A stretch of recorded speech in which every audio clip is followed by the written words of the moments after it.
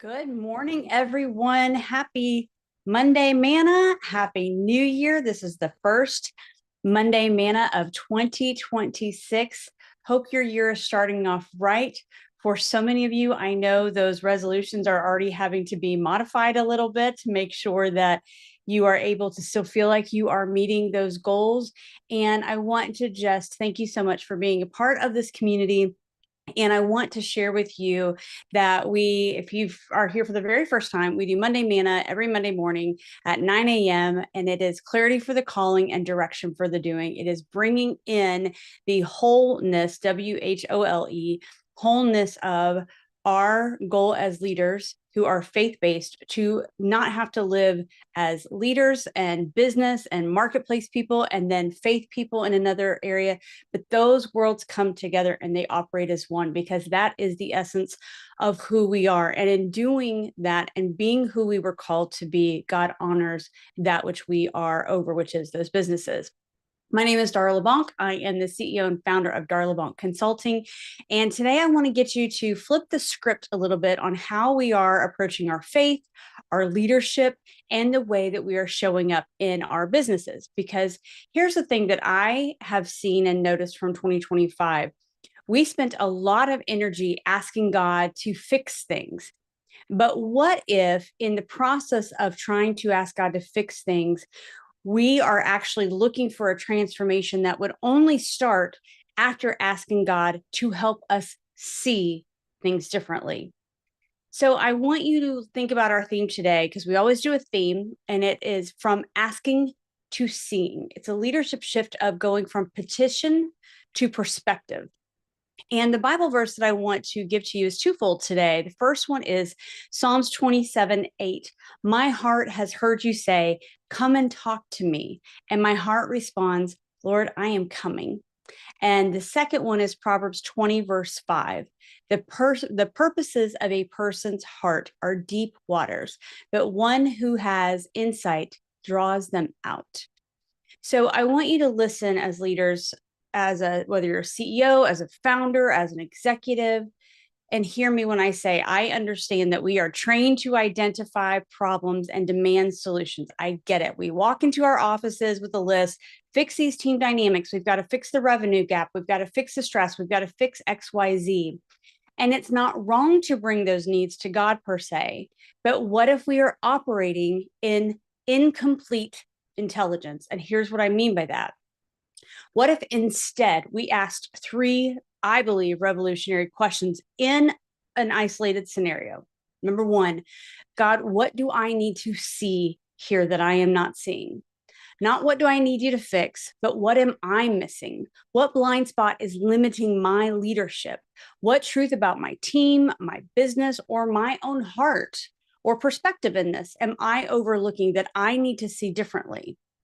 Number two, what do I need to know?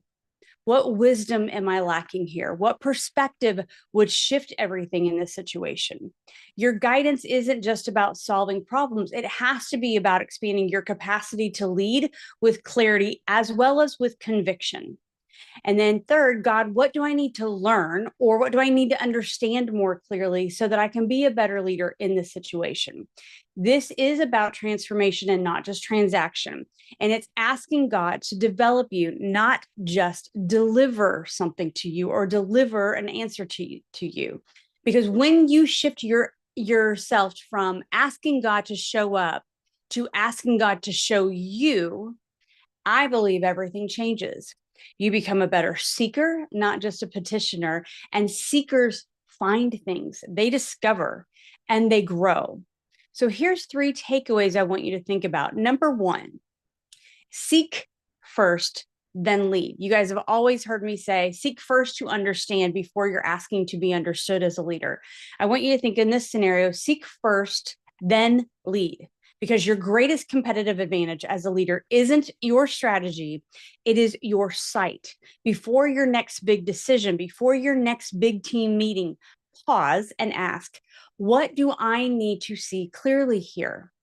Because leaders with clarity create cultures of clarity. That's alignment, that's impact. And I know that's what you're longing for as a leader.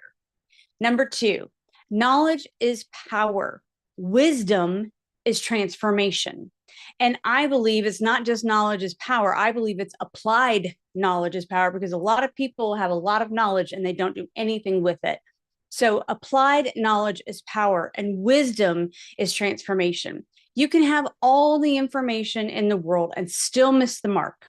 But when you ask God for insight, for the understanding beneath those facts, you're not just solving today's problem, you're building the kind of leadership that will create a legacy.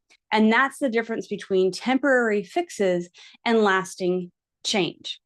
And your perspective, number three, your perspective will shape your people's possibility. Your perspective will shape your people's possibility.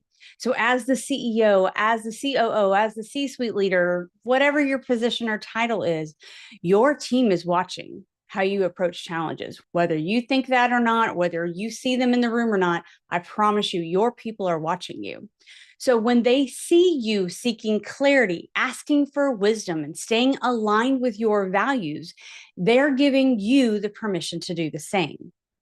You're not just leading a business, you're modeling a way of being, and that way of being will become contagious.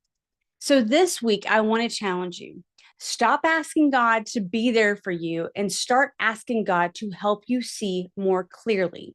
Ask Him what you need to know. Ask Him what you need to understand. And then this is the key: be quiet, be still, and be quiet and still long enough to listen. Your clarity is your calling, and your vision is your voice as the leader. So lead boldly, live fully, and remember, you are the only one living your life. So don't let incomplete sight stop you from leading the way that you were designed to by your Creator. All right, guys, that's Monday Manna for this week. I will see you right back here